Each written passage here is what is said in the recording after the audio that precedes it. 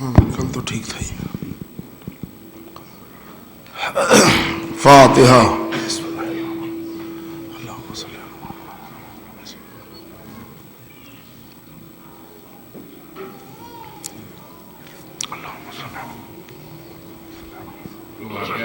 بسم اللہ الرحمن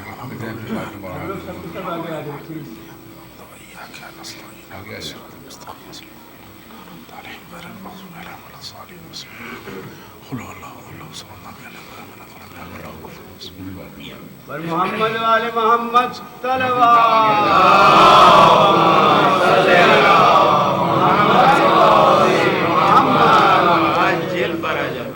أعوذ بالله السميع العليم من الشيطان اللعين الرجيم. بسم الله الرحمن الرحيم. الحمد لله رب العالمين. الصلاة والسلام على اشرف الانبیاء والمرسلین سیدنا و نبینا و شفیعنا و مولانا بالقاسم محمد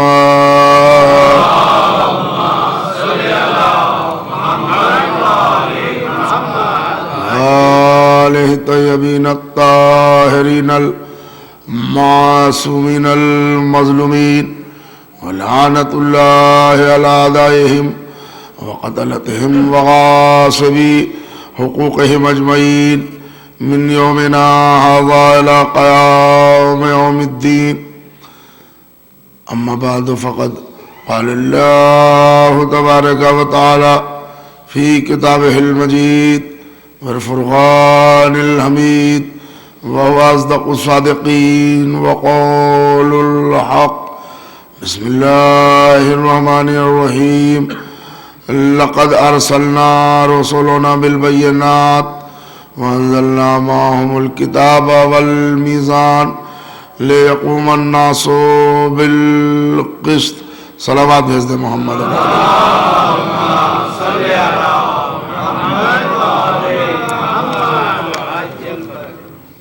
حضرات سامعین، آپ سے التماس کی جاتی ہے ایک سورہ فاتحہ کی تلاوت فرما کر اس کا ثواب ڈاکٹر رجب علی راجن مرحوم اور زبیدہ رجب علی راجن مرحومہ کے روح کے لیے ایصال فرما. بسم اللہ.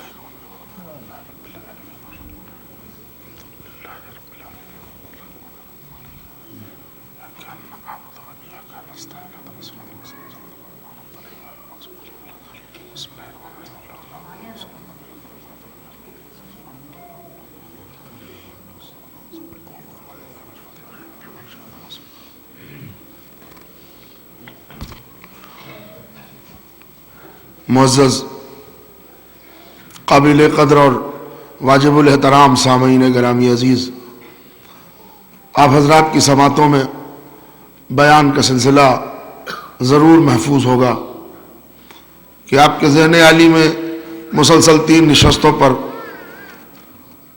منحصر گفتگو میں نظام صادقین اور قیام عدل کے حوالے سے گفتگو ہوئی.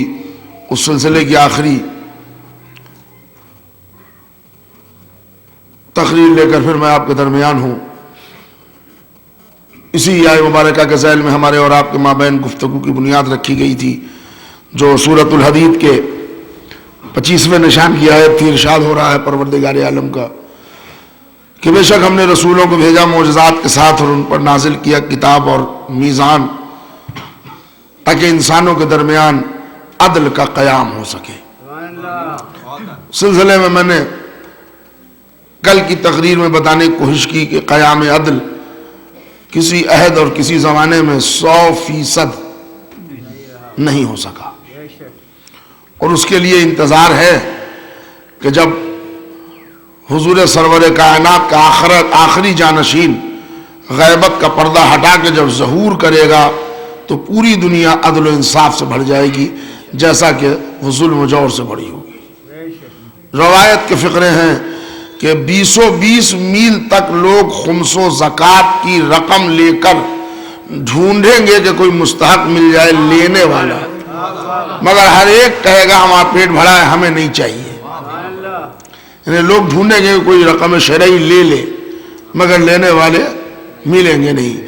آپ کو اگر مولا کائنات کی ایک حدیث یاد ہو تو اس کو جوائن کر لیجئے آپ۔ مولا نے فرمایا اللہ رازق ہے، اس نے ہر حصے کی روٹی دی ہے، اس کے بعد اگر کوئی بھوکا سو گیا ہے تو پتہ کرو بیچ میں کسی نے اس کی روٹی مار لی۔ آپ سمجھے؟ کچھ ہو گیا اس کے ساتھ، کچھ سیاست، کچھ چال، کچھ ہو گیا جس سے وہ فاقہ کر رہا ہے، ورنہ وہ رازق اس نے اس کے حصے کی روٹی دی تھی، کسی نے بیچ میں مار لیا۔ اب جب امام آئیں گے تو 20 میل تک لوگ جائیں گے خمس و زکوٰۃ کی رقم لے کے، لیکن لینے والا کوئی نہ ہوگا، سب کے پیٹ بھرے ہوں گے۔ مطلب سمجھے آپ، وہ جو بیچ میں روٹی مارنے والے ہیں امام ان کو مار ڈالیں گے۔ صلوات بھیج دیں محمد اور آل محمد، یہ ہے مسئلہ۔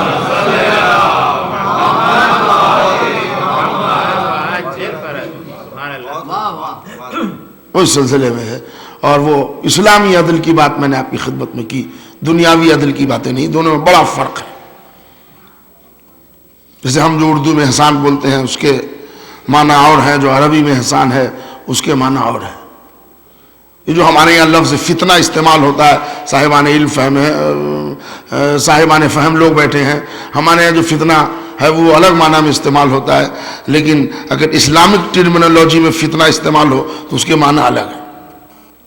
بہت چیزیں ہوتی ہیں، اور وہ یہی سے میں رک رک کے سمجھاتا ہوں، ٹھہر ٹھہر کے سمجھاتا ہوں۔ جیسا کل میں نے آپ کی خدمت میں شہادت رسول کے حوالے سے اتنے اطمینان سے سمجھانے کی کوشش کی کہ شہادت رسول کے کیا کیا رخ ہیں۔ بہت سے لوگ نہیں مانتے کہ حضور کو درجہ شہادت ملی، اس میں نے اپنے بلیف بھی بتائے اور ہمارے علماء نے کیا کہا۔ اب ایک مجلس میں ساری کتابیں پڑھ کے پورے حوالے نہیں دیے جا سکتے، گھنٹہ سوا گھنٹے کا ٹائم ملتا ہے، اور گھنٹے سے اوپر جانے کے بعد ہم لوگوں کے اوپر ایک ذہنی پریشر بن جاتا ہے، تو وہ سب خیالات رہتے ہیں، تو کچھ چیزیں مین باتیں پڑھ دی جاتی ہیں، اور عقل و شعور اور وہ دانشوران ملت کی ذمہ داری ہے کہ پھر اس کے پھیلاؤ کو سمجھیں، اس لیے کہ سمجھنا بھی ایک سلیقہ ہے۔ جیسے پڑھنا ایک سلیقہ ہے ویسے سمجھنا بھی ایک سلیقہ ہے۔ اور کھانا کھا لیجئے، اور بسم اللہ تشریف لے گئے دسترخوان پر، انہوں نے کہا ذرا پانی دیجئے، انہوں نے کہا مولانا میں نے کھانے کے لیے بولا ہے۔ اب ذرا بتائیے، کھانا اور پانی لازم اور ملزوم ہے۔ اب یہ بتانے کی ضرورت ہے کھانا کھانے آئیے گا، کھانے پر پانی بھی ہے، سلاد بھی ہے، روٹی بھی ہے، چاول بھی ہے۔ اب لیجئے، یہ فرمائش ہو رہی، ایک لفظ کھانا آ گیا، سب بات ختم ہو گئی۔ بات سمجھ گیا؟ تو یہ وضاحت ہوتی ہے، شہادت رسول کے حوالے سے ہو یا عدل امام کے حوالے سے ہو یا تاریخ اسلام کے حوالے سے ہو، خطابت کی ایک ذمہ داری ہوتی ہے۔ میں آپ کو آپ کے یہاں کا ایک واقعہ سنا رہا ہوں جی، اب آپ دوسرے جگہ کا واقعہ تو سنتے رہیے آپ۔ میں نے ایک سال مجلس پڑھی یہاں، اس میں امام حسین علیہ السلام کے سجدے کے حوالے سے کچھ نقطے لگائے، یہ اسی جگہ کی بات کر رہا ہوں، مگر ممبر اس سائڈ ہوا کرتا تھا اس وقت، جب ہم جوانی میں آتے تھے تو ممبر اس سائڈ ہوا۔ اس میں نے ایک نقطہ لگایا کہ حسین کے آگے، سنیے گا بھائی، جب رسول کی قبول نماز نہ رکی تو دنیا والوں کی فضول نماز کی حیثیت کیا ہے؟ اب ایک صاحب گلے لگ گئے ہمارے، وہ کہہ لے آپ نے ہماری نماز کو فضول کہا ہے۔ میں یہاں کی بات کر رہا ہوں، میں نے بہت سمجھایا اس کو، مرحوم رضوی صاحب اللہ غریق رحمت کرے، وہ حیات سے تھے، اور یہ سامنے یہاں آفس ہوا کرتی تھی، اس میں بیٹھتا تھا۔ سمجھایا جا رہا ہے بھائی، میں مقصد کہنے کا وہ دنیا والوں کی، وہ جو دشمن اہل بیت ہیں ان کی نماز کی طرف اشارہ تھا، کہ لے آپ کو خطابت کے جملے نہیں مل رہے تھے، یہ نہیں مل رہے تھے، وہ نہیں مل رہے تھے۔ اب ہم کیا سمجھائیں؟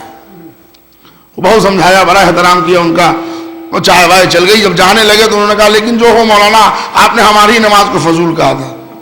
تو میں نے کہا اب ان کا پانی اتار دینا ضروری ہے۔ میں نے کہا بیٹھ جائیے، بیٹھ گئے۔ وہ جس دفتر میں بیٹھتا تھا وہاں کتابیں رکھی ہوئی ہوتی تھی، میں نے قرآن اٹھا کے دیا۔ میں نے کہا اس قرآن پر ہاتھ رکھ کے قسم کھا کے بتا دیجئے کوئی 2 رکعت نماز آپ کو یاد ہے جس میں اللہ چھوڑ کے کچھ یاد نہ آیا ہو؟ میں آپ حضرات سے نہیں کہہ رہا ہوں، میں نے ان سے کہا تھا۔ 2 رکعت نماز آپ کے حافظے میں ہے جس میں صرف اللہ اللہ اور کچھ یاد نہ آیا؟ کہ یہ تو نہیں ہے. میں نے کہا اسی کو آپ قبول نماز سمجھ رہے ہیں؟ صبح سے شام تک مروت میں باتیں کر رہا تھا. اہل بیت کا کرم نہ ہو تو نجات تو دور کی بات وہاں کھڑے نہ ہو پائیں گے. اپنے مختصر سے اعمال پر غرور نہ کیجئے. کبھی کبھی اپنے اعمال کا پوسٹ مارٹم خود کر لیجئے. آپ کو پتا چل جائے گا. نمازوں کا پوسٹ مارٹم کیجئے, اس میں دنیا کے خیالات نکلیں گے. جی اپنے روزے کو سوچئے, جھلا کے 16 گھنٹے کا دن ہو گیا, ہو آج کا روزہ بہت کھلا, پٹائی ہونی چاہیے اس پر یا ثواب ملے گا؟ سوچ کے دیکھیے. آپ سفر حج میں دیکھ لیں, آپ حالت احرام میں 24 چیزیں حرام ہو جاتی ہیں, اور اگر اچھی چائے نہ دے ٹور والا, قیامت مچ جاتی ہے. پھر میں آپ حضرات کے لیے نہیں کہہ رہا ہوں, عام ذہن کی باتیں کر رہا ہوں. اپنے اعمال کو خالی دیکھ لیجئے. آپ بہترین مجلس ہوئی, اگر تبرک کی کسی نے تعریف نہیں کی تو دل چھوٹا ہو جاتا ہے. اتنا عمدہ کھانا بنایا, بہترین کیٹرنگ ہوئی اور لوگوں نے تعریف نہیں کی. عبادت میں اگر دل شامل ہو تو اس عبادت کا صلہ دنیا والے سے مانیے, دنیا والوں سے مانگیے. اور اگر عبادت فی سبیل اللہ ہے تو اس سے امید رکھیے کہ وہ دے گا. مختصر یہ سمجھ لیجئے کہ اپنی ہماری عبادتوں میں اتنی قوت نہیں ہے کہ لائق قبولیت کے درجے تک پہنچے. اہل بیت کا ایک کرم ہے کہ ان کے مودت کے سہارے اعمال قبول ہو سکتے ہیں. اس کا دم بڑھیے.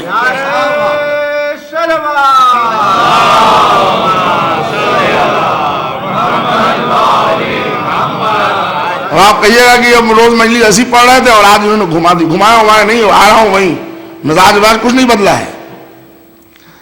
ظلم ذرہ برابر بھی اسلام میں اپریشیٹ نہیں کیا ہے دین نے, اسلام نے, اللہ نے. میں عدل پڑھ رہا تھا تو عدل ضد ہے ظلم, اس لیے کہ اللہ جو ہے نا عادل ہے. آپ پوچھ لیجیے علماء کرام سے, اس لیے نہیں کہ وہ انصافور ہے, چونکہ وہ ظالم نہیں ہے اس لیے عادل ہے. علماء حق نے اس کی وضاحت کی ہے, وہ عادل ہے اس لیے کہ وہ ظالم نہیں ہے. آپ کو میں بتاؤں, بحث کر لیجئے گا مجھ سے, پوچھ لیجئے گا, دریافت کر لیجئے گا علماء سے.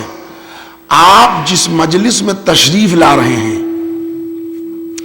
جہاں ایک دوسرے مومنین کے جوتے اتارے جا رہے ہیں, اگر آپ نے کسی مرد مومن کے جوتے کے اوپر اپنا جوتا اتار دیا, ظلم کی قسم میں یہ بھی ایک ظلم ہے.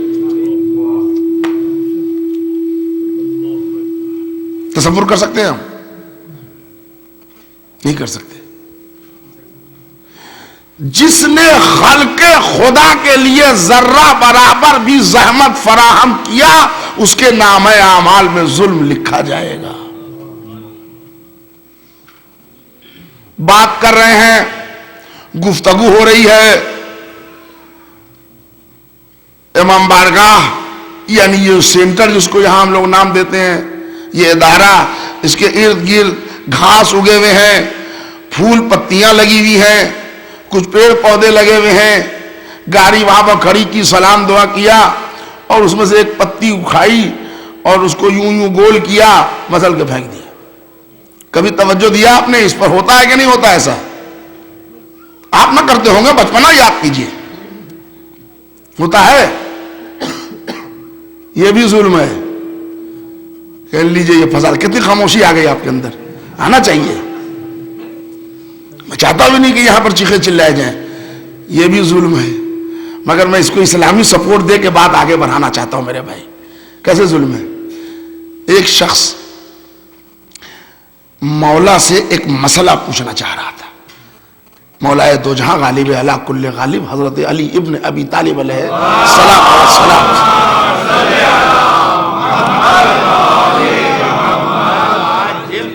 مولا کا کہیں سفر تھا, ایک جگہ ایک درخت کے سائے میں مولا رک گئے. پوچھو کیا پوچھ رہے ہیں؟ اس نے کچھ سوالات کیے, مولا نے اس کے جواب دیے. سوال اور جواب کے بیچ میں وہ وہاں پر جو سائے میں کھڑے تھے, اس درخت کی ایک شاخ ذرا سا جھکی ہوئی تھی, اس سے ایک پتی اس نے توڑ لی, توڑ کے مسل کے پھینک دیا. سوال کے جب اس نے جواب لے لیے تو مولانا نے کہا اب جا کے توبہ کر, جو تو نے یہ گناہ کیا ہے, ایک پیڑ کی پتی کو مسل کے پھینکا, اس گناہ کی استغفار کر لے, توبہ کر لے کہ اللہ معاف کر دے اور آئندہ سے یہ حرکت نہ کرنا.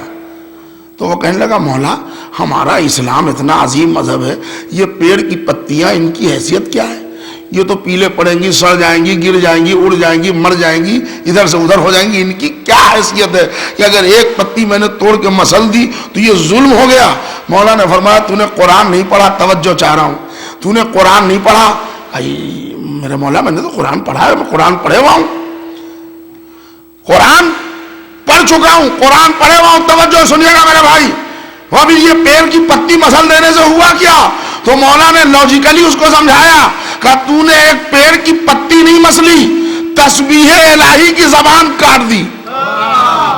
اب بھی نہ سمجھے آپ, تسبیح الہی کی زبان کاٹ دی. کیا مطلب کہ تو نے قرآن نہیں پڑھا؟ یسبح للہ ما فی السماوات و ما فی الارض, کائنات کا ذرہ ذرہ تسبیح الہی کر رہا ہے. تو یہ پیڑ کا پتا جب تک اپنے درخت سے ملحق تھا یہ بیجا نہیں تھا, تسبیح الہی کر رہا تھا. تو نے مسل کے تسبیح الہی روک دی, اس روح سے یہ ظلم ہے. یہ میں نے اس لیے سمجھایا کہ کرم اہل بیت اگر سمجھنا ہو تو آپ ایسے سمجھیں کہ جو بہترین سہارے اللہ نے ہمیں دیے ہیں, معمولی معمولی الٹے سیدھے جملے اور بقراتیت میں اس سہارے میں آگ نہ لگا لیں. رشتہ داریاں رکھیے, میں خلاصے کی مجلس پڑھ رہا ہوں. تعلقات رکھیے, بہت اچھی چیز ہے. وفاداری نبھائیے, بہترین چیز ہے. مگر ایک بات سمجھ لیجئے, ہر آدمی کے دو رشتہ دار ہوتے ہیں, آپ کے بھی ہمارے بھی, جتنے لوگ بیٹھے ہیں, جتنے لوگ ہیں سب کے دو رشتہ دار ہیں. ایک ہوتا ہے رشتہ ایمانی, ایک ہوتا ہے رشتہ انسانی. رشتہ ایمانی اور رشتہ انسانی. اب اس کی وضاحت کر دوں ایک منٹ میں. رشتہ انسانی, رشتہ ایمانی, ایمان کا رشتہ اور انسان کا رشتہ. یہ ہمارے چچا ہیں, یہ ہمارا رشتہ انسانی ہے. یہ ہمارے والد ہیں, میں ان کا بیٹا ہوں. یہ میرا بیٹا ہے, میں اس کا باپ ہوں. یہ میری بیٹی ہے, یہ میری زوجہ ہے, یہ ان کی خالہ ہے, یہ ان کے پھوپھا ہیں, یہ فلاں کے ماموں ہیں, یہ پورے ادارے کے ماموں ہیں, جو بھی ہو. یہ رشتہ انسانیت کا رشتہ ہے.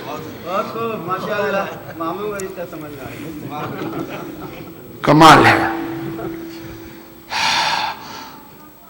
میں اسلام سمجھ میں نہ آئے, خال المومنین سب کی سمجھ میں آ گئے. جناب یہ رشتہ انسان کا رشتہ ہے. اور ایک رشتہ یہ ہے, محمد ہمارے رسول ہیں, ہم گواہی دیتے ہیں علی اللہ کے ولی ہیں, وہ وحدہ لا شریک ہے, وہ ہمارا خالق ہے, ہم اس کے بندے ہیں. اب ہمارا یہ رشتہ ایمانی توحید سے جڑا, اس لیے کہ وہ ہمارا رازق ہے, ہم اس کی مخلوق ہیں. وہ ہمارا پیدا کرنے والا ہے, ہم اس کے بندے ہیں. وہ رسول ہیں, نبی ہیں, رہبر ہیں, ہم ان کے ماننے والے ہیں. ان کا رشتہ ہم سے رشتہ ایمانی ہے. یہ ہمارے امام اول ہے, رشتہ ایمانی ہے. یہ دوسرے امام ہے, رشتہ ایمانی ہے. یہ تیسرے امام ہے, یہ سلسلہ رشتہ ایمانی ہے. تو جس کا کلمہ پڑھ کے جن پر بلیو کرتے ہیں ان سے جو رشتہ ہوتا ہے وہ رشتہ ایمانی ہوتا ہے. بلڈ ریلیشن دیکھ کے ہم نے کلمہ نہیں پڑھا ہے, توجہ چاہ رہا ہوں.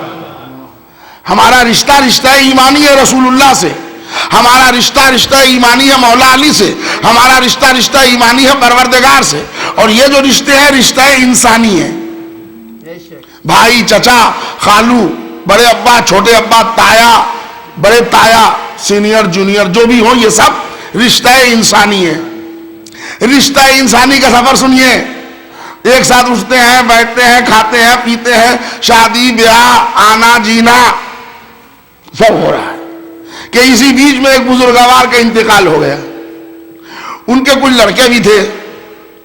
بڑا گریا ہوا اور بڑا افسوس ہوا, لوگ تعزیت بھی دے رہے ہیں, اور جب جنازہ اٹھ رہا ہے تو لڑکے بالکل وہ میت کی تابوت کو پکڑ کے چیخ رہے ہیں, چلا رہے ہیں ابا کو نہ لے جاؤ. یہ محبت ہے, ظاہر سی بات ہے, باپ کا جنازہ اٹھ رہا ہے, بیٹے کے اندر ایک محبت ہے. ادھر سے چارپائی پکڑ کے لڑکا رو رہا ہے, ہمارے چچا کو نہ لے جاؤ. یہ سب ہو رہا ہے. ہوتا ہے نا جنازہ اٹھتے بھائی, آپ ذرا منہ تو ہلائی دیجئے کم سے کم, ہوتا ہے نا. اچھا اس کے بعد پھر یہ ہوا, اس کو لا کے رکھا گیا ایک جگہ پر, جناب آئے, صف لگی, کچھ ہوا, اس کو ہم نماز میت کہتے ہیں. پھر اس کو اٹھایا گیا, لے کے آ گیا ایک مقام پر.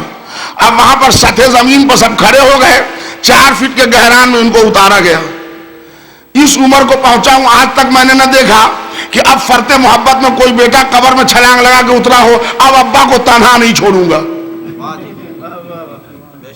اگر آپ میں سے کسی کا تجربہ ہو تو بتا دیجئے گا, ہمارے علم میں اضافہ ہوگا. اس کے بعد یہ نقطہ پڑھنا بند کر دوں گا. ہمارے چچا اکیلے نہ رہیں گے, اس وقت میں رہوں گا, اور 4 آدمی کھینچ کے ان کو نکال رہا ہوں زبردستی. نہیں, یہ ساری محبت سطح زمین تک تھی. یہ ہمارے والد ہیں, یہ والدہ ہیں جو قبر میں لٹائی گئی ہیں, مگر محبت کے جتنے پیترے تھے وہ سب باہر تھے. اس کے بعد تھوڑی دیر کے بعد ایک دیکھتے دیکھتے کیا ہوا, تختے برابر ہوئے. اس کے بعد اچھی خاصی سورج چھپ گئی, اور ابھی سورج چھپی نہیں تھی کہ مٹی پڑنے لگے, اور جب مٹی ڈال دی گئی تو تھوڑا سا اس کے بعد کچھ پڑھا گیا, اس کو سب گھر چلے آئے. اب پھر گھر آ گئے تو چائے ہے, کافی ہے, کیک ہے, اللہ صبر دے, یہ دے, پھر اپنے اپنے گھر چلے گئے. یہ ہے رشتہ انسانی, جس کا سفر یہاں آ کے ختم ہو گیا کہ اس نے ایک گڑھا کھودا اور ایک بند کمرے میں آپ کو ڈال کے مٹی میں چھپا کے چلا آیا. رشتہ انسانی کی سرحد اب یہاں پر رک گئی, مگر رشتہ ایمانی کا سفر اب شروع ہوا. جس نے کہا سب چلے گئے, علی نے کہا اب ہم قبر میں آ گئے, حسن نے کہا اب ہم آ گئے, حسین نے کہا ہم آ گئے. میرے عزیزوں, میرے بزرگوں, ہاتھوں کو جوڑ کے آپ کی خدمت میں مودت اہل بیت کی ادائیگی کی ذمہ داری دلاتے ہوئے جملہ اذان عالیہ کے حوالے کرنا ہے. محبت اہل بیت میں اپنے آپ میں سیسا پلائی ہوئی دیوار بن جاؤ. جس نے وعدہ کیا ہے یہاں بھی مدد کروں گا, وہاں بھی ساتھ رہوں گا. یہ منزل ہے.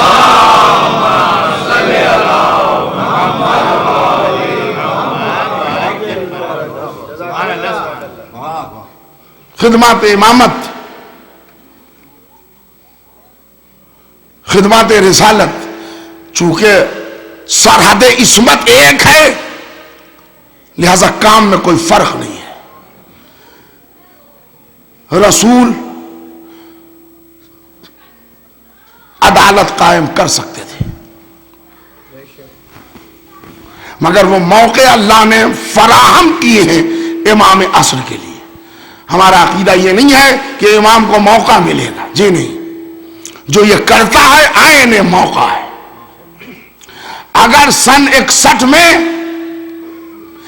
علی موجود ہوتے تو کربلا علی کرتے. سن 61 میں اگر امام رضا موجود ہوتے تو کربلا امام رضا کرتے. سمجھ گیا آپ, ہمارا یہ عقیدہ ہے. اس لیے کہ یہاں سب کے سب امام برابر ہیں. موقع کسی کو کچھ ملنے جلنے کا نہیں آتا. پہچانیے اپنے امام کو, پہچانیے پہلے. جو پردہ غیب میں بیٹھا ہے وہ غیروں کی طرح نہ کیے, وہ بیچارے سوال کرتے ہیں کہ آپ کے 12ویں امام کی غیبت سمجھ میں نہیں آتی. ہائے ہائے ہائے, سوال کا اٹھان تو اتنا پیارا لگتا ہے جیسے 11 کو سمجھے بیٹھے ہیں. اتنا اچھا لہجہ ہے. آپ کے 12ویں امام کی غیبت سمجھ میں نہیں آتی, جسے 11 کو سمجھ بیٹھے ہیں 12ویں کی غیبت سمجھا دیجیے, دین کامل ہو جائے گا. ارے بد دماغو, تمہیں غدیر کے اجالے والا سمجھ میں نہیں آیا, غیبت کے پردے والا کیا سمجھ میں آئے گا.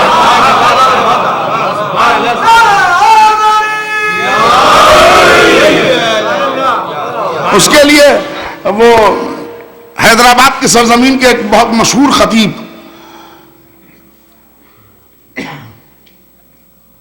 جن کا نامی سہیل آفندی, نام سنا ہوگا, انہوں نے بڑے خوبصورت 4 مصرے تعارف امامت میں کہے تھے. وہ کہتے ہیں دنیا میں عجب شان سے چھائے گی نماز, ہر روح میں ہر دل میں سمائے گی نماز. تھوڑا سا ترکیب دیکھیے آپ بھائی. اردو داں حضرات یہاں بیٹھے ہوئے ہیں تو ذرا بھاری بھرکم اور ثقیل شعر بھی یہاں پڑھ لیتا ہوں. ہر جگہ نہیں پڑھتا. دنیا میں عجب شان سے چھائے گی نماز, ہر روح میں ہر دل میں سمائے گی نماز. سمجھے گا امامت کو زمانہ اس دن جس دن یہ رسالت کو پڑھائے گی نماز.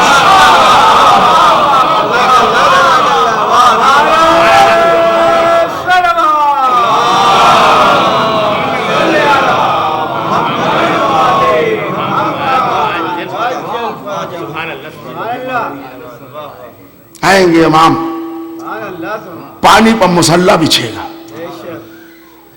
عیسائی سے لڑائی نہیں ہوگی, وہ تو عیسیٰ کو پیچھے دیکھ کے خود پیچھے آ جائیں گے. سارے مارکے ہوں گے دشمنان اہل بیت سے. عدل کی کرسی پر بیٹھے گا امام. اچھا ایک بات سمجھیے, سنیے گا میرے بھائی, یہ جو عدلیہ کی اونچی اونچی کرسی پر بیٹھتے ہیں ان کا کام سزا سنانا ہے, لیکن مجرم پکڑتا کون ہے؟ جج صاحب آگے مجرم نہیں پکڑتے.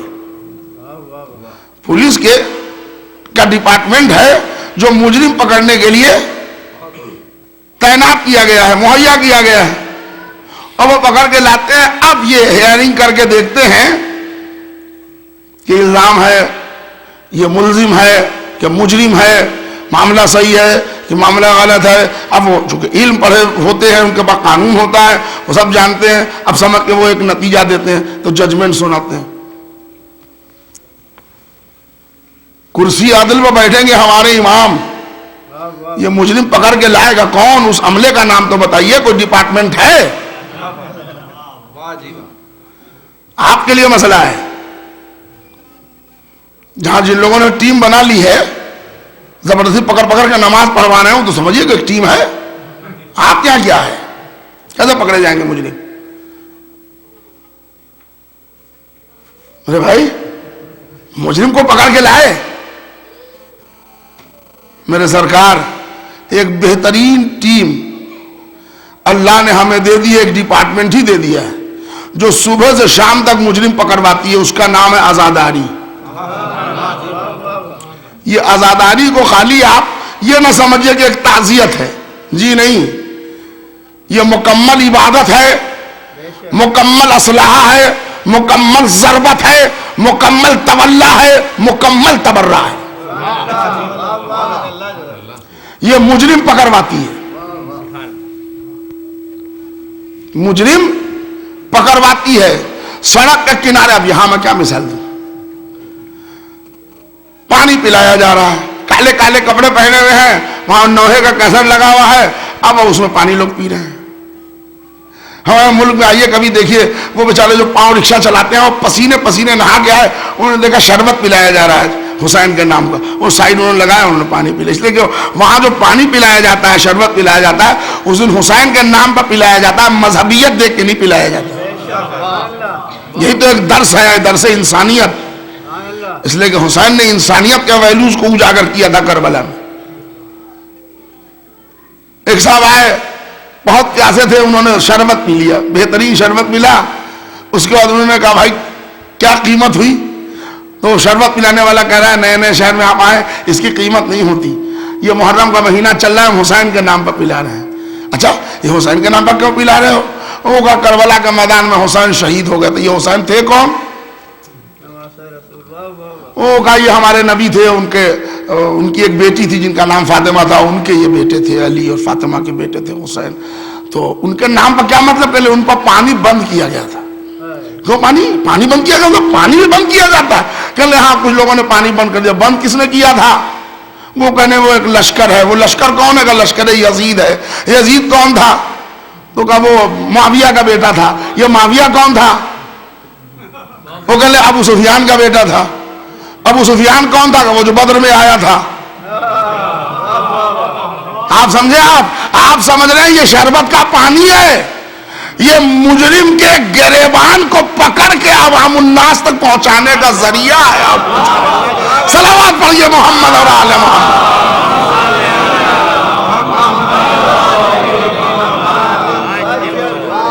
ہمارے شہباز صاحب ہندوستان میں جہاں رہتے ہیں، ان کا تعلق الہ آباد سے ہے۔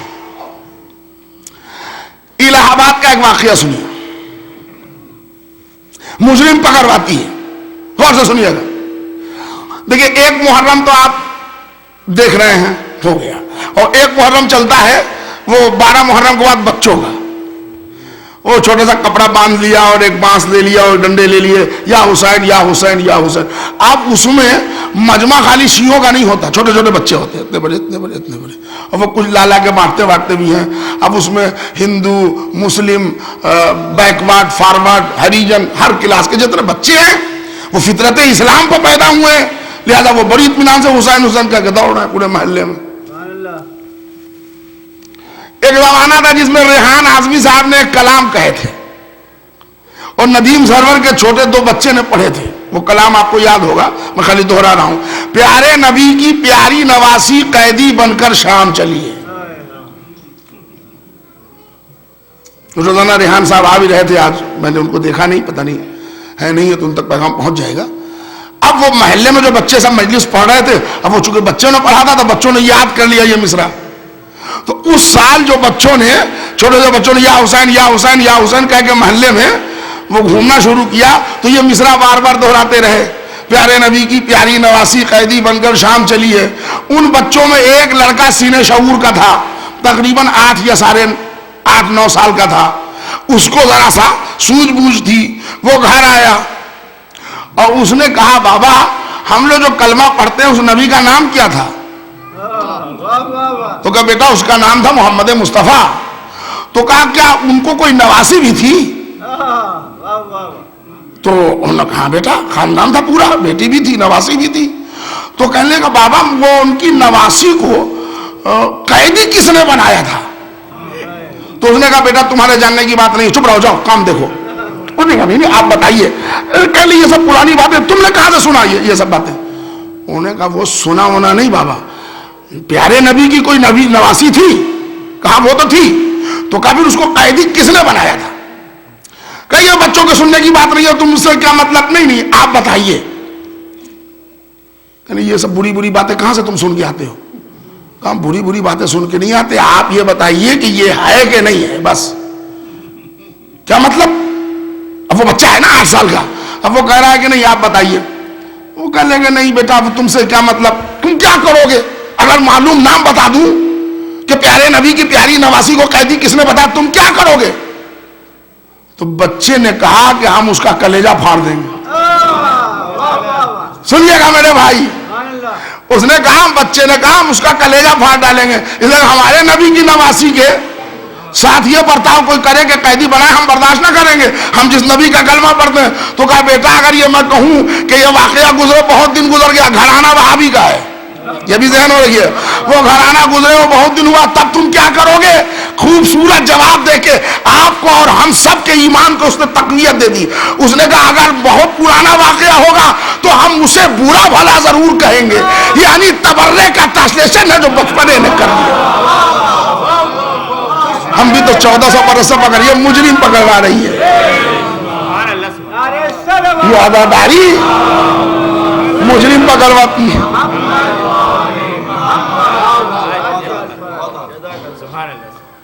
حضرت یوسف علیہ السلام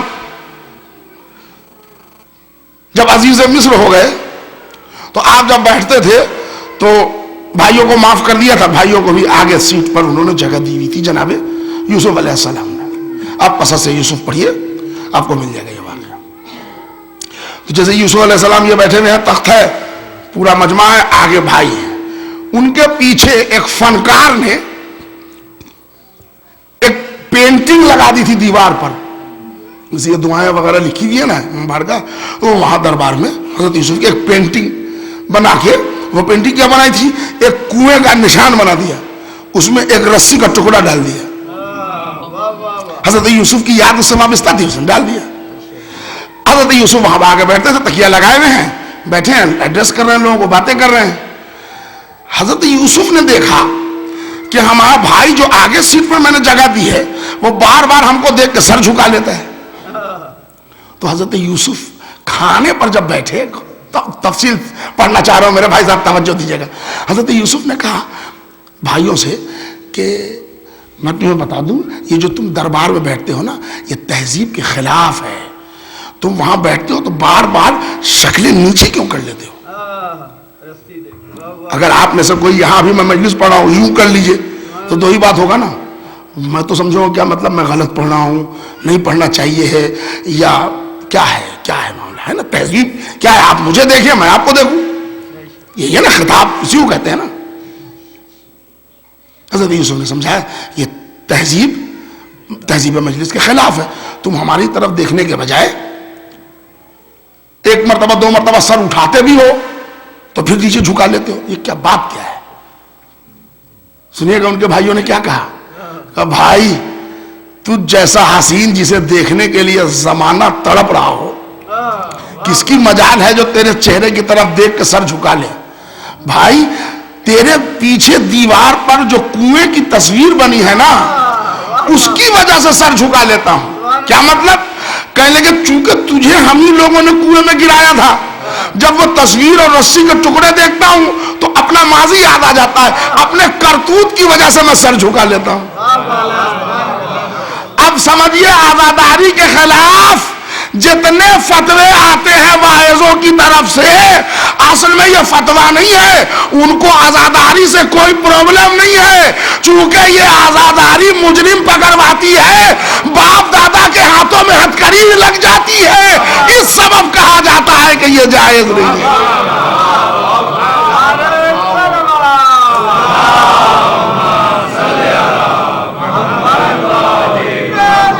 اس میں ہمارے بچے،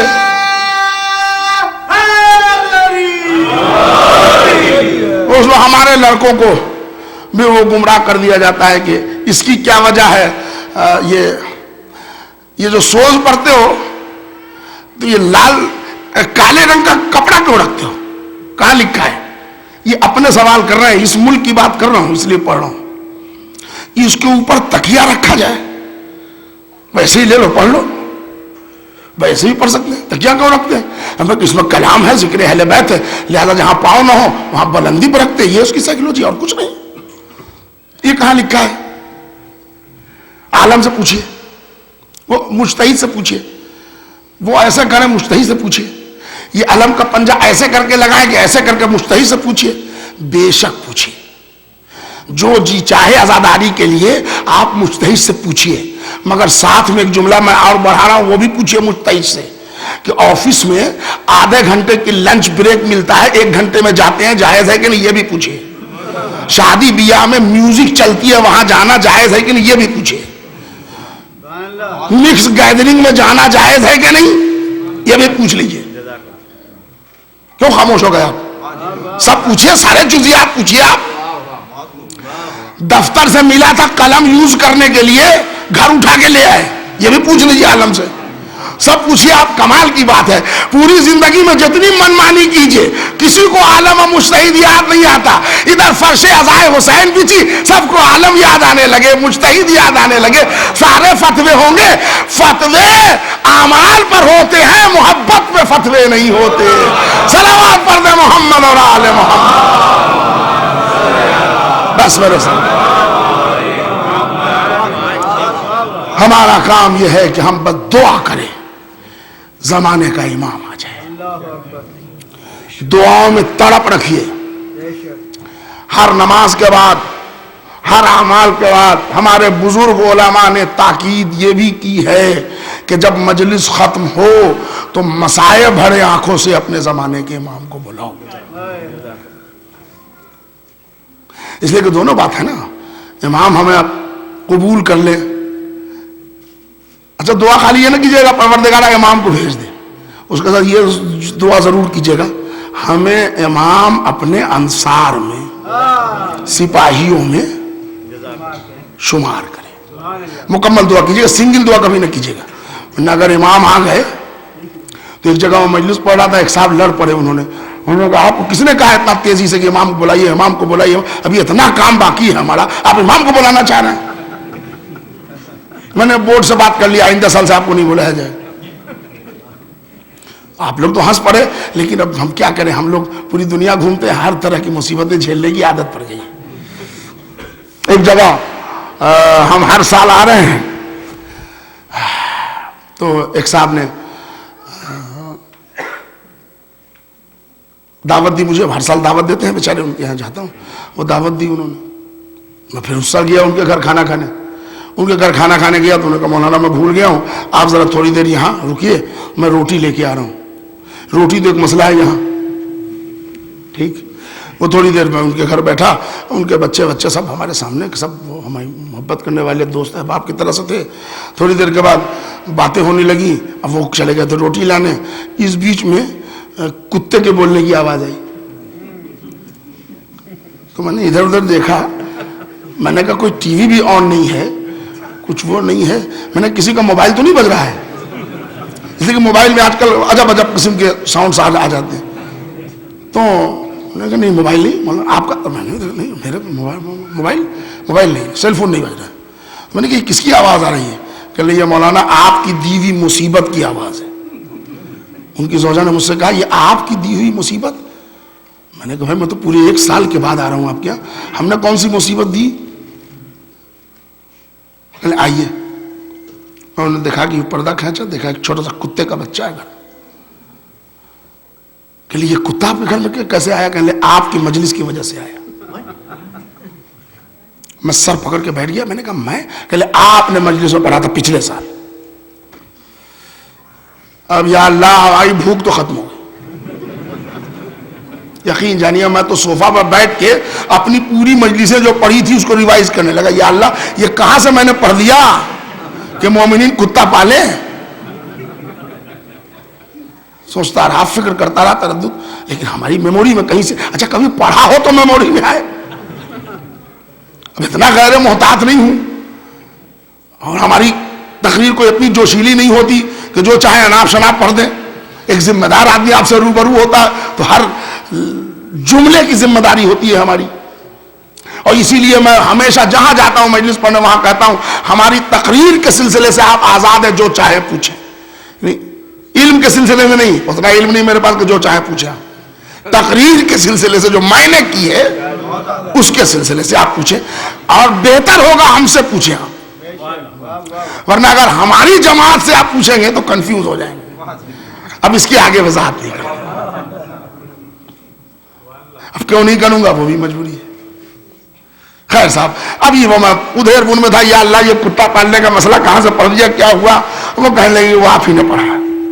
میں شوہر کو بار بار منع کر رہی تھی کہ یہ تم نے کیا مکروہ کام کیا. انہوں نے کہا نہیں بھائی وہ اسد یاور صاحب تو ہمارے فین ہیں، ہم ان کے فین ہیں، یہ ہے وہ ہے فلانا. انہوں نے پڑھا تو میں لانا، تو وہ تو آپ پر مصیبت ہے. آپ نے اسی بیچ میں تھوڑی دیر 20-25 منٹ کی بات تھی، وہ آ گئے روٹی لے کے.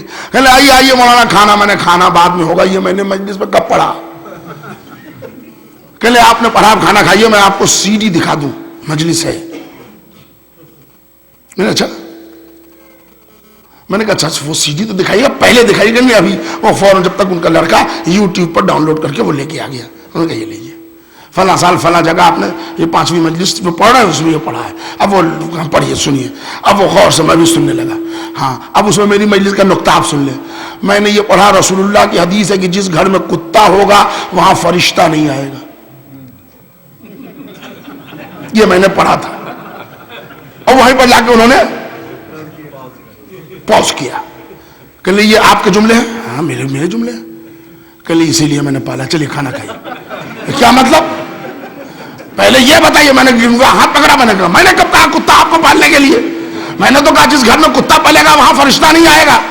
کہ لئے اسی لیے تو لایا ہوں، کم سے کم گھر کا تو انشورنس ہو جائے کہ گھر میں نہیں مریں گے.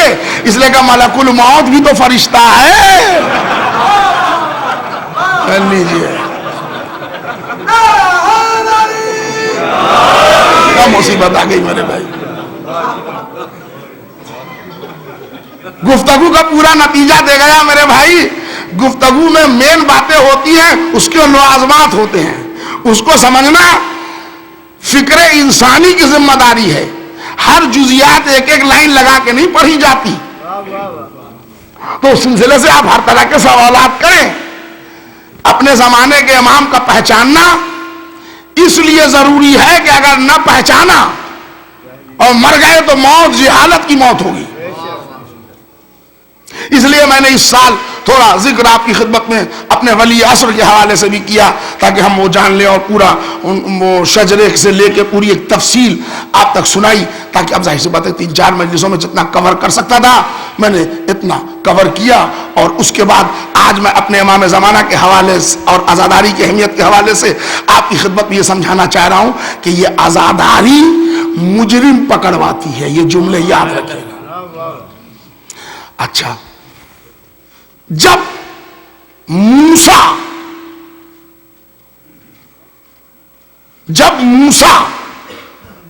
دریا سے نکل گئے تو راستہ کس کے لیے بنا تھا؟ آپ سے پوچھ رہا ہوں. موسیٰ کے لیے. موسیٰ نکل گئے, اب دریا مل کیوں نہیں رہا ہے؟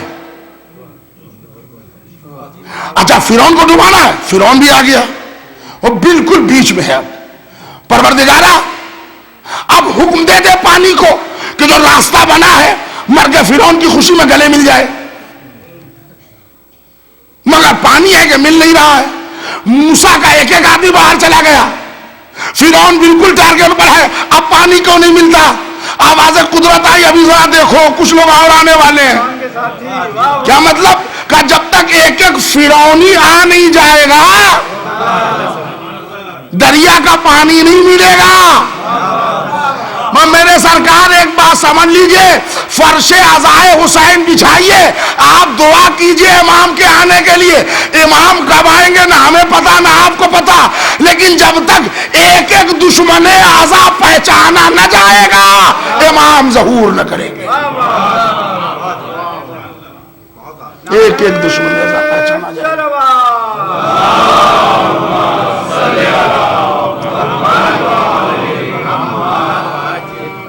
2-3 شعر میں آپ کے حوالے کرنا چاہتا ہوں, 2-3 بند کہ وہ امام کے حوالے سے دعائیہ,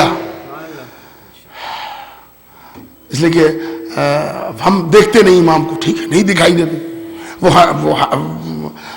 نعرہ لگاتے ہیں نا آج کل, اور خاص طور سے ہمارے وطن کا پڑوس ملک ہے پاکستان, وہاں سے اتنے خوبصورت نعرے آتے ہیں. میں ایک جگہ سن رہا تھا, ہمارے ہندوستان میں نعرہ گیا پاکستانی پرچہ چھپ کے, دمادم مست قلندر, علی کا 4تھا نمبر, محرم گھر کے اندر. یہ سب نعرے جا رہے ہیں. ہم ہندوستانی زیادہ سے زیادہ پاکستان جاتے تو پان لے کے جاتے ہیں, 5,000 کا پان وہاں 25,000 کو بک جاوے, بس اور کچھ نہیں. وہاں سے یہ نعرے آ رہے ہیں, اچھے نعرے, سب یہ سب سلسلے چل رہے ہیں. امام ان کے ہیں دکھائی نہیں دیتے. ان کا اصلی قرآن امام کے پاس, تبرکات انبیاء امام کے پاس, ذوالفقار امام کے پاس, فہران یوسف امام کے پاس, تابوت سکینہ امام کے پاس, امامہ رسول جس کا نام صحاب ہے وہ رسول کا امامہ, کہلے وہ امام کے پاس. امام کہاں؟ کہلے غار میں ہے, پردے میں ہے. یہ کیوں باہر ہیں؟ یہ بھی تو پردے میں جائیں. ایسے جملے. جلوے میں کوئی کمی نہیں ہے, نگاہوں میں قوت دیجئے امام دکھائی دیں گے. اب دکھائی کیسے نہیں دیتے؟ اس لیے کہ ابھی جب تک حکم ظہور نہ ہو کاسہ سر کی آنکھوں سے امام نہیں دیکھا جا سکتا. سنیے گا میرے بھائی, رسول اللہ شب ہجرت جو گئے وہ اڑ کے نہیں گئے تھے براق پر, چل کے گئے تھے. کیسے گئے تھے؟ کفار مشرکین تو کھڑے تھے, گئے کیسے؟ کہ لئے حکم خدا ہوا سورہ یاسین کی ابتدائی آیت پڑھ کے چلے جاؤ. سورہ یاسین کی ابتدائی آیت پڑھ کے چلے گئے نہیں, ایک مٹھی خاک اٹھائی, سورہ یاسین کی ابتدائی آیت پڑھی, خاک اڑا دیا. جن پر خاک پڑی ان کو محمد نظر نہ آئے, انہی کے درمیان سے گزر کے چلے گئے. میرے بھائی میں خلاصے کا جملہ پڑھ رہا ہوں, چلیے محمد کے گھرانے کا ایک معجزہ اور معلوم ہوا, لوگوں کے درمیان سے گزر جائے مگر دکھائی نہ دے. لیکن وہ جو لیٹا تھا بستر میں وہ دیکھ رہا تھا محمد کدھر جا رہا ہے. لیکن جن پر خاک پڑی تھی ان کو اندازہ نہ ہوا محمد کدھر سے گیا. زمانے کا امام کاسے سر کی آنکھوں سے نہیں حقیقت ایمان کی نگاہوں سے ہر مومن کو دکھائی دیتا ہے. اب جن کو نہیں دکھائی دیتا شب ہجرت کی بچی ہوئی خاک نسلوں پر پڑی ہوئی ہے تو آپ کیا دیکھ سکتے ہیں. نیر مجیدی نے 4 مصرے کہے تھے کہ وہ اب بھی جوان سال ہے مرضی خدا سے جو عمر میں دنیا سے کئی سال بڑا ہے.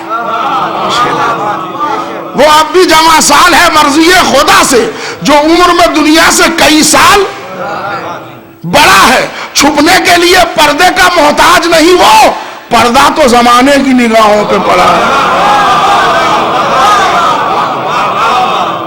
آئیے 2-3 شعر دعائیہ ذرا پڑھ کے ایک ذرا اونچی آواز میں سلامات پڑھیے محمد.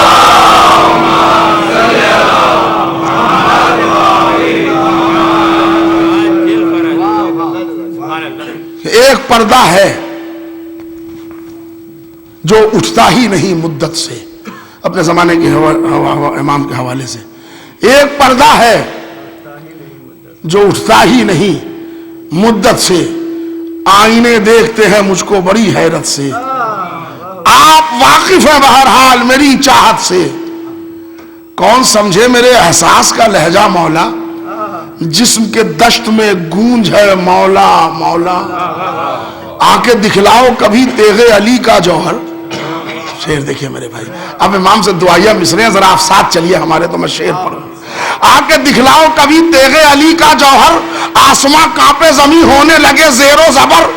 جس طرف اٹھے فضاؤں میں محبوں کی نظر. دیکھیں اڑتے ہوئے بس دشمن شبیر کے سر. بیت ملازہ فرمائیے گا نا. بیت ملازہ فرمائیے. آ کے دکھلاؤ کبھی تیغ علی کا جوہر. آسماں کانپے زمین ہونے لگے زیر و زبر. جس طرف اٹھے فضاؤں میں محبوں کی نظر. دیکھیں اڑتے ہوئے بس دشمن شبیر کے سر.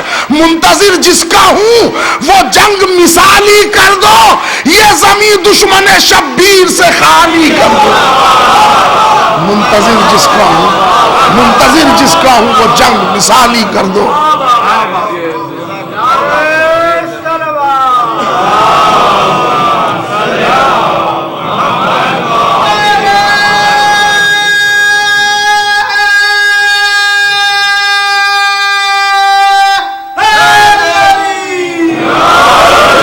دیکھیں بھائی بیچ میں آپ خاموش ہو گئے تو میں سمجھ گیا میں ڈرانے والی مجلس پڑھا تو اس سے خاموش ہو گیا. کوئی بات نہیں.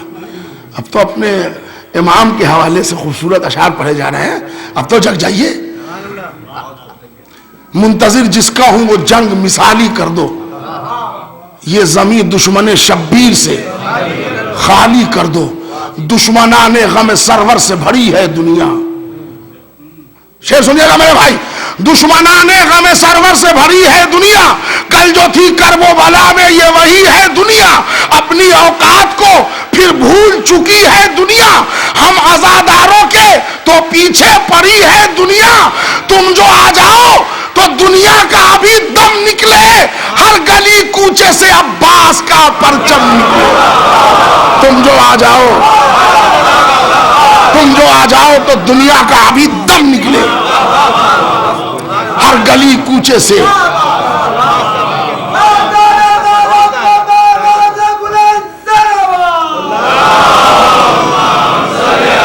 دو بندگیاں اور زحمت لے کے تم تیغ علی. دو بندگیاں اور زحمت ہے. لے کے تم تیغ علی آج نہیں کل ہی صحیح. ذرا سلیقہ دیکھیے گا. لے کے تم تیغ علی آج نہیں کل ہی صحیح. ختم ہو بولا بھی آج نہیں کل ہی صحیح. ہے یقین ہوگا یہی آج نہیں کل ہی صحیح. آ ہی جاؤ گے کبھی آج نہیں. لیکن تم تیغ علی آج نہیں کل ہی صحیح. ختم ہو بولا بھی آج نہیں کل ہی صحیح. آ ہی جاؤ گے کبھی آج نہیں کل ہی صحیح. ہے یقین ہوگا یہی آج نہیں کل ہی صحیح. ہم کو معلوم ہے لاشوں سے زمین پاٹو گے، جب بھی آؤ گے منافق کے گلے کاٹو گے، جب بھی آؤ گے۔ اب جب امام آئیں گے تو کیا کیفیت ہوگی؟ ایک بند، علی کی دیر ہے پھر بے نیام بھاگ چلو۔ اب جب ذوالفقار ذرا سا مناظر، بزرگان سے بھی گزارش ہے کہ توجہ خاص کرتا ہے۔ علی کی دیر ہے پھر بے نیام بھاگ چلو، جگہ حرم میں نہیں سوئے شام بھاگ چلو، اجل کو یاد ہے ہم سب کے نام بھاگ چلو، تو بھاگنا ہی تو ہے اپنا کام، بھاگ چلو۔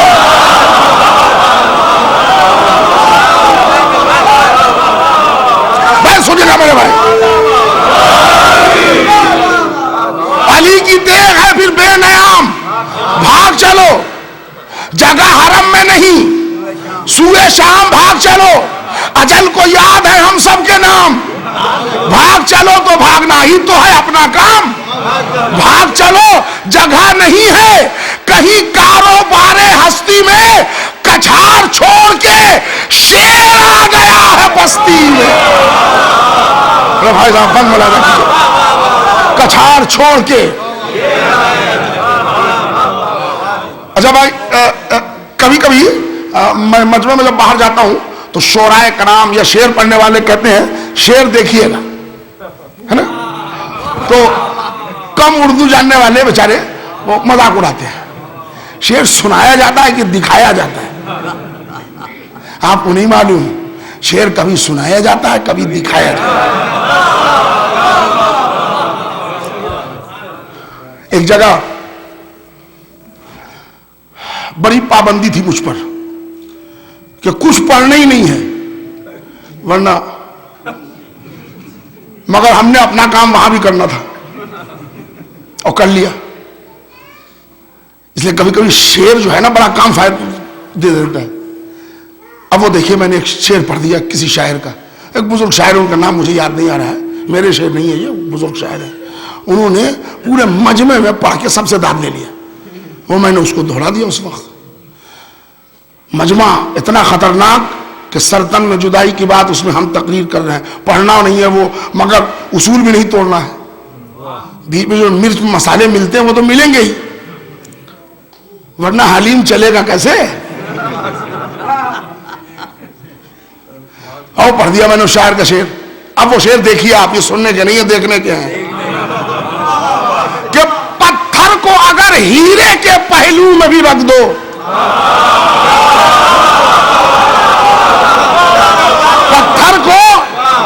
پتھر کو اگر ہیرے کے پہلو میں بھی رکھ دو، یہ دونوں کسی طرح برابر نہیں ہوں گے۔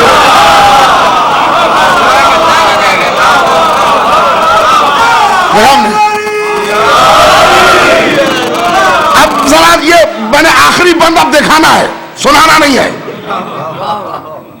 علی کی دیر ہے پھر بے نیام بھاگ چلو، جگہ حرم میں نہیں سوئے شام بھاگ چلو، اجل کو یاد ہے ہم سب کے نام، بھاگ چلو تو بھاگنا ہی تو ہے اپنا کام، بھاگ چلو جگہ نہیں ہے کہیں کاروبار ہستی میں، کچھار چھوڑ کے شیر آ گیا ہے بستی میں۔ اب شیر دیکھیے، ایک بند، آخری بند، اٹھے گا شور صفے کارزار سے بھاگو، اٹھے گا شور امام کی ظہور کے بعد، اٹھے گا شور صفے کارزار سے بھاگو، برس رہی ہے اجل ذوالفقار سے بھاگو، کوئی کہے گا نبی کے دیار سے بھاگو، کہے گا کوئی نکل کر مزار سے بھاگو۔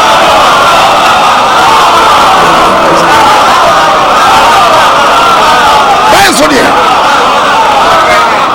اٹھے گا شور، اٹھے گا شور، بیت سنیے بیت، اٹھے گا شور صفے کارزار سے بھاگو، برس رہی ہے اجل ذوالفقار سے بھاگو، کہے گا کوئی نبی کے دیار سے بھاگو، کوئی کہے گا نکل کر مزار سے بھاگو، قبائے ظلم و تشدد کو پھاڑنے والا پھر آ گیا در خیبر اٹھا، قبائے ظلم و تشدد کو پھاڑنے والا پھر آ گیا در خیبر۔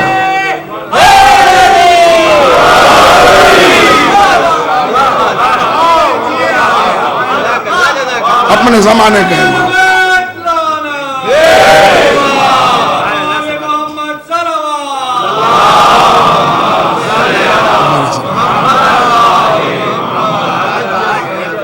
آزاداری آپ کی زندگی میں بہت اہم رول پلے کرے گی.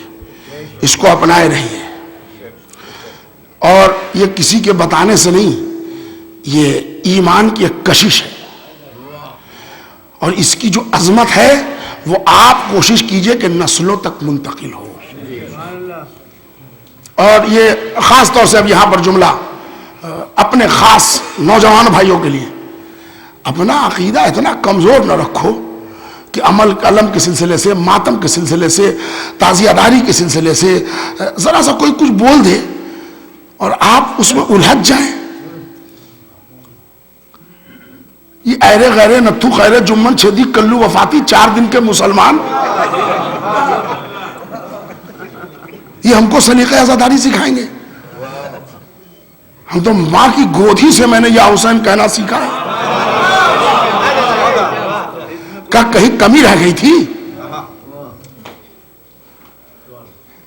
کوئی پرابلم ہو گیا تھا؟ کیا ہوا تھا معاملہ؟ ہمارے یہاں بچوں کو پریکٹس نہیں کرائی جاتی ہے کہ یوں ہاتھ رکھو بیٹا، جیسے بیٹا یوں ہاتھ اٹھا کہتے ہیں اب کہو السلام علیکم. یہ ہر ماں سکھاتی ہے. ایک ماں آپ لائیے جو بچے کو سکھاتی ہے یوں ماتم کرو. وہ فطرت انسان اسلام پر پیدا ہوتا ہے، مجلس میں آتا ہے خود بخود ہاتھ اٹھ جاتے ہیں، ہے نا؟ تو ہمارے یہاں تو سکھانے والا بھی نہیں، تو ہم خود سیکھ جاتے ہیں. یہ دوسرے 2 آدمی 4 آدمی کے کہنے پر ہم اس سلسلے میں اتنے وہ ہو جائیں گے کہ علم کے سلسلے سے عقیدت کم ہو جائے گی.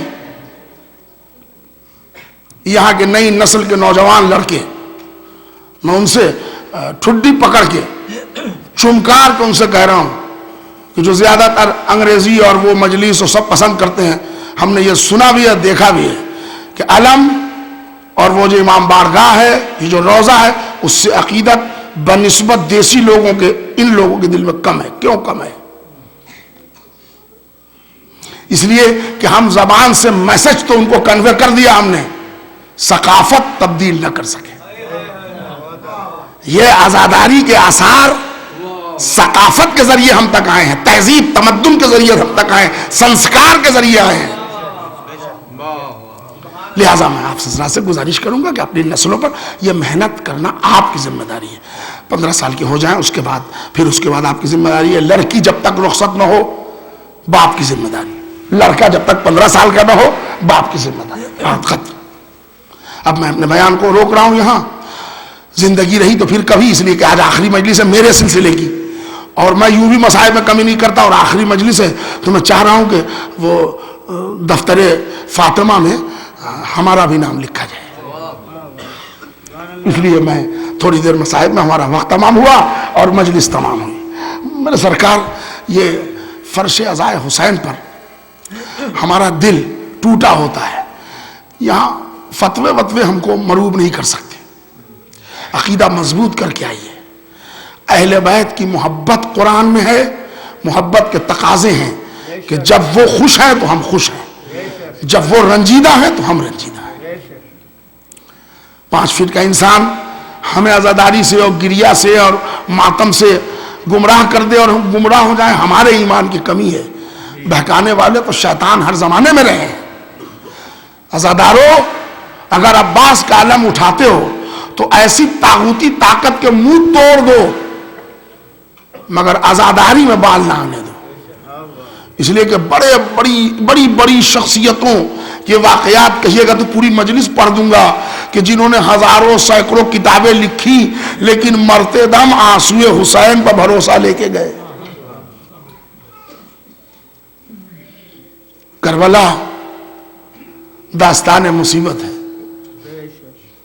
8ویں امام فرماتے ہیں کہ جو میرے جد کے غم میں آنکھیں روئیں گی، میں ضمانت لیتا ہوں قیامت کے دن وہ آنکھیں پریشان نہ ہوں گی. 8ویں امام جو میرے جد کے غم میں آنکھیں روئیں گی، ہم ضامن ہے کہ قیامت کے دن وہ آنکھیں پریشان نہیں ہوں گی. کیوں؟ اس لیے کہ میرے بھائی کربلا مصائب میں کیا بتاؤں آپ سے، مصائب پڑھے نہیں جاتے، مصائب محسوس کیے جاتے ہیں. انہوں نے مسلسل 2 دن کے مصائب میں مختار نامہ کے حوالے سے ظالموں کے بیانات آپ کو سنائے، وہی مصائب. آج بھی ایک ظالم کا بیان آپ سن لیں، مجلس تمام ہو جائے. ایک کربلا میں ظالم گیا تھا جس کا نام ہے خولی بن یزید اسبئی. یہ خولی بن یزید اسبئی کون ہے؟ یہ سنیے آپ کہ یہ گرفتار ہوا جب مختار کوفے کے حاکم ہو گئے تو خولی بن یزید اسبئی کو گرفتار کی. یہ خولی نیزہ چلانے میں بڑی مہارت رکھتا تھا اور نیزہ پھینک کے، خود خولی کا بیان ہے دربار مختار میں، وہ کہتا ہے کہ مختار نے پوچھا کربلا میں، اچھا مختار سب سے پوچھتے تھے کہ تو نے کربلا میں کون کون سا ظلم کیا، اقرار کر. اور یہ بھی پوچھتے تھے ایک جملہ کہ کربلا میں جو تو ظلم کر رہا تھا کسی ظلم پر تیرا دل پسیجا، تجھے افسوس آیا؟ یہ پوچھتے تھے مختار سب سے. وہ بیان دیتا تھا. جب خولی بن یزید اسبئی پکڑا گیا تو مختار نے پوچھا کہ ملون یہ بتا کہ کربلا میں تو نے ظلم کون کون سا کیا اور کسی ظلم پر تیرا دل بھی پسیجا؟ تو اس نے کہا میں نے بہت ظلم کیے ہیں، ایک ظلم پر مجھے افسوس آیا، رونا آیا، میں وہی ظلم آپ کو سناؤں گا، آپ کی محبت کا امتحان لے کے نہیں، مگر یہ سمجھ کے ضرور سنیے گا کہ میں مصیبت وہ پڑھنے جا رہا ہوں جس پر خولی جیسا ظالم رویا تھا. اسی نے ظلم کیا وہی رویا. ہاں بتا تو نے ظلم کون کون سا کیا اور بتا کس ظلم پر تیرا دل پسیجا. اب خولی کا بیان یہاں سے. خولی کہتا ہے مختار میں لوہے کی 3 چادر کو توڑ دیتا تھا، جو لوہے کی ایک چادر پر نیزہ مار کے توڑ دے وہ 1000 کا افسر ہوتا تھا. میں لوہے کی 3 چادر کو نیزہ مار کے توڑ دیتا تھا، اتنا بہادر ہوں نیزہ چلانے میں. پسر سعد نے مجھے 3000 کا سردار بنایا تھا نیزہ چلانے والوں. میں نے نیزہ طویل پر حسین کا سر کربلا سے لے کے شام تک پہنچایا، کوئی نہیں اٹھا پا رہا تھا حسین کا سر. اور ایک ظلم میں نے یہ بھی کیا ہے کہ مختار تو حسین سے محبت رکھتا ہے، جی نہیں چاہتا کہ میں وہ تم سے بولوں. مختار نے کہا ملون تجھے بولنا پڑے گا اس لیے کہ مجھے جاننا بھی تو ہے نا. کہتا ہے کہ اے مختار جب آپ کا تیسرا امام گھوڑے پر جھوم رہا تھا تو عمر سعد نے مجھے بلا کے کہا خولی حسین کو گھوڑے سے گرا، تو میں نے اپنا نیزہ حسین کے دل کا نشانہ لے کے مارا. فاطمہ کا لال گھوڑے سے زمین پر. عزادارو آپ کی آوازیں بلند ہو گئی. 3 سے 4 منٹ مجلس تمام. اللہ آپ کی ان آوازوں پر رحمت نازل کرے. اللہ آپ کی ان آنسوں کو رومال زہرا میں جگہ دے.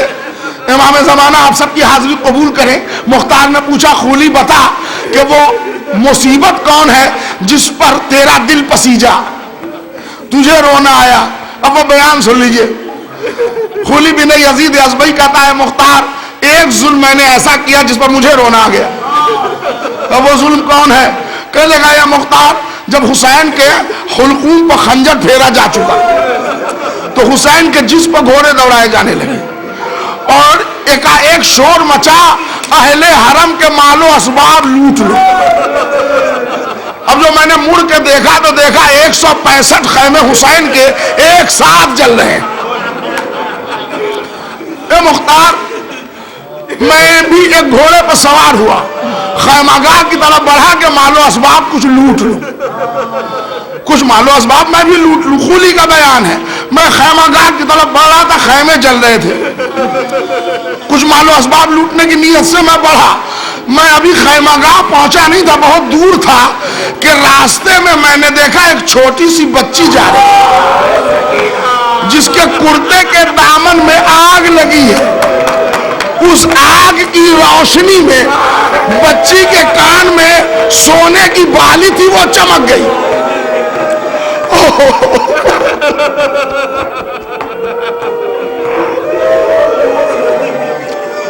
خولی کہتا ہے کہ آگ کی چنگاری میں بچی کے کان میں ہلتی ہوئی سونے کی بالی چمکی.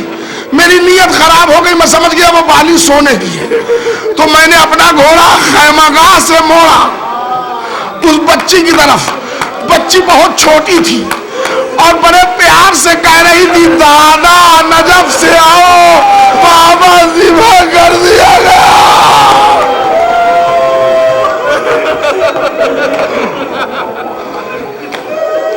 اے مشکل کشا دادا، پھوپھی کے سر سے چادر چھین لی گئی. آخری منزل سنے بہت روئیں گے انشاءاللہ، روتے ہوئے اٹھے گئے. آپ مختار غش کھا کے گر گئے، پانی چھڑک کے فاقہ ہوا. پوچھا ملون پھر اس کے بعد کیا ہوا؟ کہ ہونا یہ تھا کہ میں بچی کے پیچھے پیچھے چلنے لگا. میں چاہتا تو بچی کی بالیاں یوں بھی چھین سکتا تھا، اتار سکتا تھا، مگر میں نے بچی کو تڑپانے کی نیت سے اپنا طویل نیزہ لیا، دوڑتی ہوئی بچی کے پشت میں چبو دیا. سکینہ منہ کے بل زمین پر گر گئی. جب بچی منہ کے بل زمین پر گری، میں نے جھٹکے دے کے جو بالی اتاری، ننا ننا کان کا لو کٹ گیا. سنے عزادارو، خولی کہتا ہے مجھے رونا کب آیا؟ بچی نے ننے ننے ہاتھ سے دونوں کان کو پکڑا اور میری طرف دیکھ کے کہا اے ظالم، تو اس کو ستا رہا ہے جس کے سر پر اس کا باپ نہیں ہے. مجھے بڑا رونا آیا. مختار نے کہا پھر کیا ہوا؟ لو عزادارو آخری جملہ مجلس تمام. پھر کیا ہوا؟ مختار نے پوچھا پھر کیا ہوا؟ خولی کہتا بچی نے پھر ترائی کا رخ کر کے دریائے فرات کی طرف فریاد شروع کر دی. اے چچا عباس، امو کہاں چلے گئے؟ کوئی تماچے مار رہا ہے، کوئی بالیاں اتار رہا ہے. آؤ چچا، سکینہ بے سہارا ہو گئی.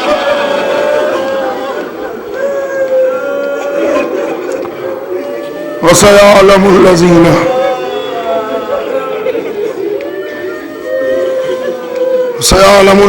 ظَلَمُوا أَيَّ مُنْقَلَبٍ يَنْقَلِبُونَ. اِنَّا لِلَّهِ وَإِنَّا إِلَيْهِ رَاجِعُونَ. پروردگارہ، تجھے سکینہ کی بے بسی کا واسطہ ہے. ہماری بہنوں کے سر پر پردہ سلامت رکھ. میرے اللہ، تجھے حسین کی مظلومیت کا واسطہ ہے، مومنین کے گھروں کو آباد رکھ.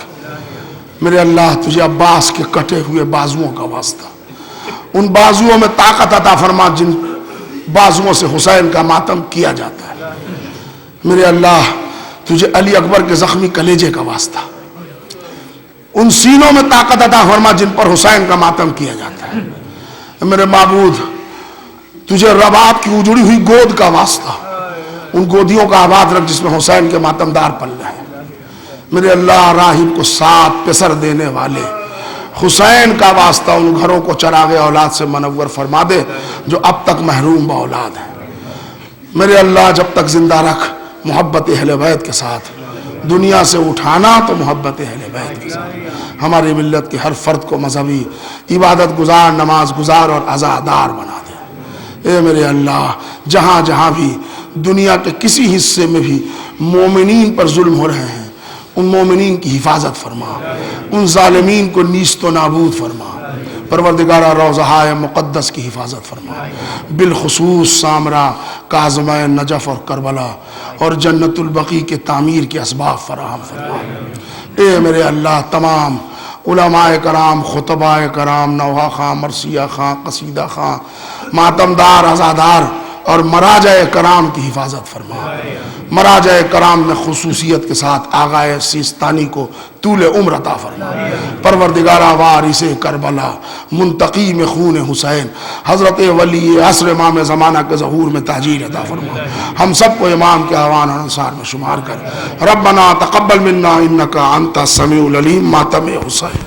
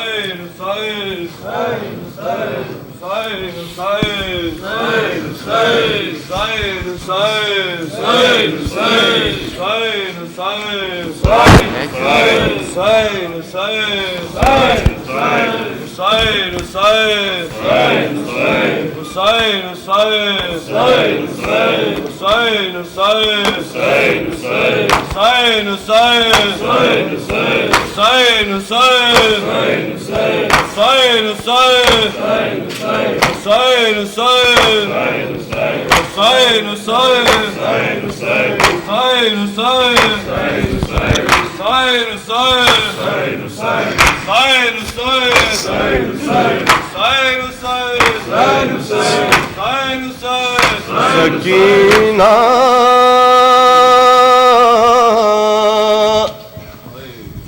ہم نہیں ہوں گے یہ کہتے تھے شاہ مزتر سکینہ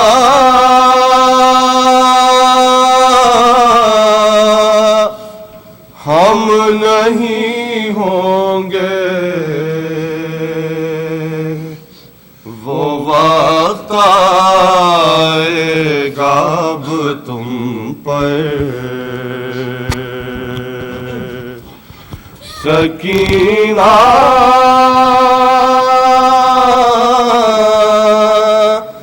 ہم نہیں ہوں گے یہ کہتے تھے شاہ مزتر سکینہ ہم نہیں ہوں گے لگے گی آگ جل جائیں گے خیمے بھی کلاتے بھی آگ جل جائیں گے خیمے بھی کلاتے بھی بنانا خاک کو بستر سکینہ ہم نہیں ہوں گے یہ کہتے تھے شاہ مزتر سکینہ ہم نہیں ہوں گے لہو کانوں سے برسے گا تماچے رخ پہ برسیں گے لہو کانوں سے برسے گا تماچے رخ پہ برسیں گے پھر آئی جاؤ گی در در سکینہ ہم نہیں ہوں گے یہ کہتے تھے شاہ مزتر سکینہ ہم نہیں ہوں گے میرے سینے پہ سونے کے بجائے دیکھو سو جانا میرے سینے پہ سونے کے بجائے دیکھو سو جانا پھوپھیاں ماں کے دانوں پر سکینہ ہم نہیں ہوں گے کہتے تھے شاہ مزتر سکینہ ہم نہیں ہوں گے تمہاری ماں پھوپھی بہنوں کے سر سے آہ چھینے گا تمہاری ماں پھوپھی بہنوں کے سر سے آہ چھینے گا کوئی مکھنا کوئی چادر سکینہ نہیں ہوں گے یہ کہتے تھے شاہ مزتر سکینہ ہم نہیں ہوں گے بسد اے ماں جو میں نے تیرے کانوں میں پہنائے تھے ماں جو میں نے تیرے کانوں میں پہنائے تھے چھینے گے سکینہ ہم نہیں ہوں گے یہ کہتے تھے شہے مظفر سکینہ ہم نہیں ہوں گے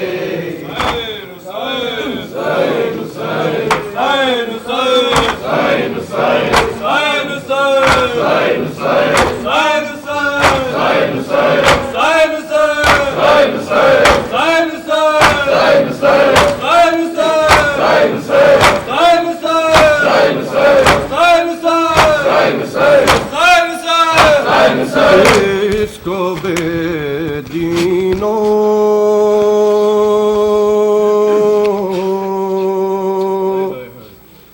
نے مارا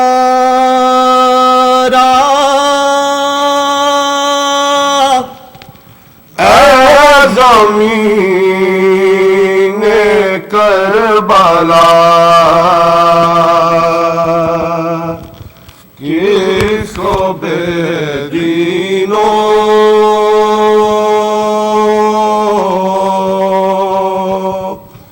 نے مارا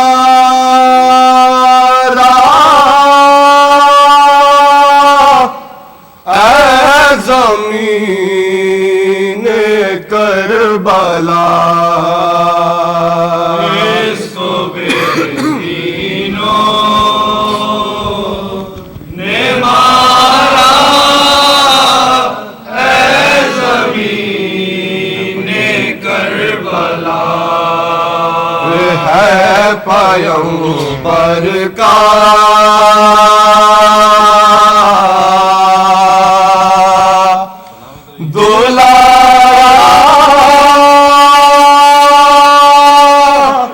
اے زمین کربلا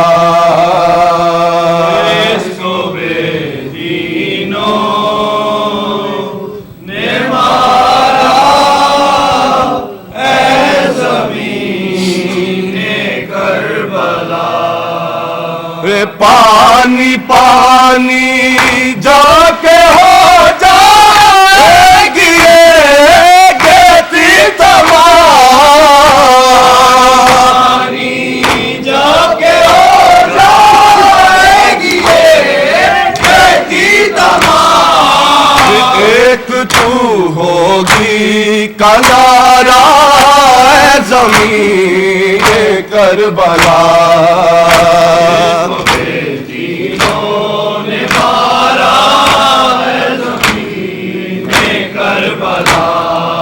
لا رہے ہیں شاہ والا اصغر بشیر کو شاہ والا اصغر بشیر کو یا کوئی قرآن کا پارا ہے زمین کربلا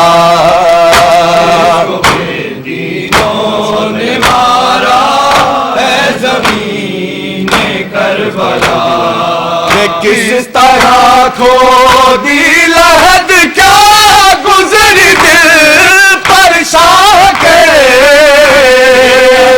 کھودی لحد کیا گزری دل پر شاہ کے جب کے اصغر کو اتارا ہے زمین کربلا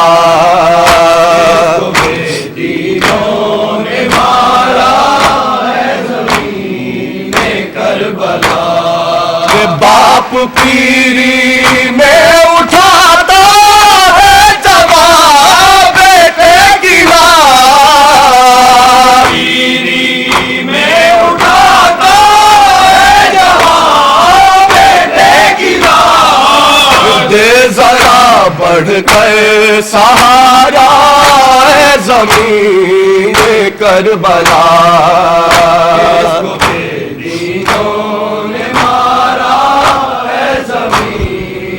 کربلا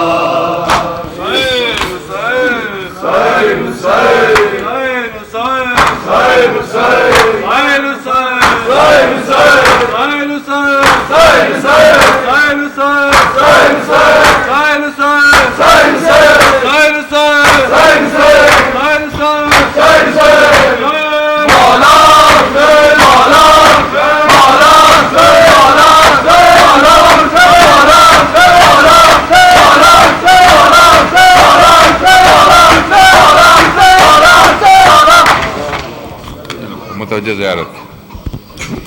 السلام